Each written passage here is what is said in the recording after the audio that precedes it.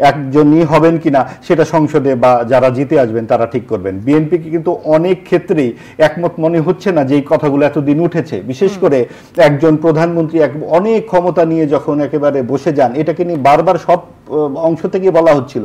বিএনপিকে কিন্তু সেইভাবে আমরা দেখতে পাচ্ছি না। এখন বিএনপিকে ছাড়া কি আসলে এটা হবে ঐক্যমত্য? কাজে এটা যদি না হয় আরো কি দেরি হবে? কাজে এখানে কে কতখানি ছাড় দেবে, কে কি করবে, তার চেয়ে বড় কথা হচ্ছে উদ্দেশ্যটা কি। সত্যি সত্যিই যদি জনগণকে ক্ষমতায়িত করার উদ্দেশ্য থাকে তাহলে তো প্রত্যেককেই ছাড় দিতে হবে। এবং যেই ক্ষেত্রে আওয়ামী লীগ বা বিএনপিকেইতেও আমরা শাসন করতে দেখলাম এই গত 50-60 বছর, তাদের মধ্যে কি আসলে খুব গুণগত কোনো পার্থক্য আছে? আমরা আজকে শেখ হাসিনাকে একেবারে ধুয়ে দিচ্ছি, উনি 15 বছরেই করেছেন, ঠিকই আছে, উনি অবশ্যই 15 বছর এত কিছু করেছেন, কিন্তু যেই শাসন ক্ষমতা কাঠামোটা তৈরি হয়েছে সেখানে যে আরেকজন শেখ হাসিনা তৈরি হবে না সেইটাকেই তো বারবার বলা হচ্ছে।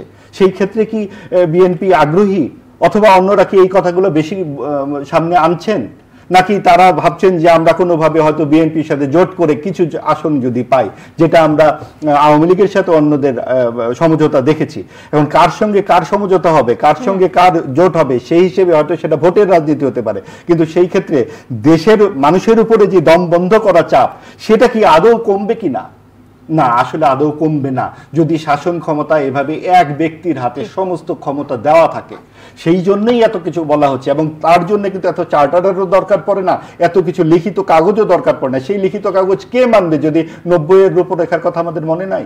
90-এর রূপরেখা তো কেউ মানে নাই, কিন্তু এখন সমাধানটা কি? এখন সমাধানটা হচ্ছে প্রত্যেকের জায়গা থেকে নিজের এক ধরনের সততার আমরা আকাঙ্ক্ষা করি, যে এক ধরনের সৎ আচরণ আকাঙ্ক্ষা করি, যে আমরা বেশি দূর দেরি করাটা ঠিক হবে না, যথেষ্ট দেরি হয়েছে, এবং কম সংস্কার এবং বেশি সংস্কার করতে কি বোঝায় সরকার যেন এটা পরিষ্কার করেন অনুগ্রহ করে।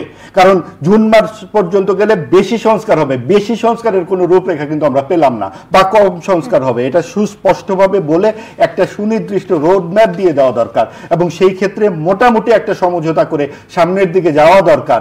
এবং সেটার জন্য অবশ্যই বিএনপি যেহেতু বড় রাজনৈতিক দল, তারও শুভবুদ্ধির একটা উদয় হোক, এরকম একটা আকাঙ্ক্ষা সব জায়গা থেকেই করা উচিত বলে আমরা মনে করি। কারণ এভাবে যদি তারা নিজেরাই একাকে বলে থাকে এবং শেষ পর্যন্ত দেখা যায় বিএনপি কোনোই ছাড় দিল না, তাহলে তো আর একটা আওয়ামী লীগ তৈরি হবে, আরেকটা আওয়ামী লীগ তৈরি হবে। ভিন্ন একটি প্রসঙ্গে জানতে চাই, নারী বিষয়ক যে সংস্কার কমিশন রয়েছে তারা যে রিপোর্ট দিয়েছে, সেখানে হেফাজতে ইসলাম বলেছে তাদের এই রিপোর্টটি গ্রহণ করা যাবে না, তেমনটি পত্রপত্রিকাগুলোতে এসেছে।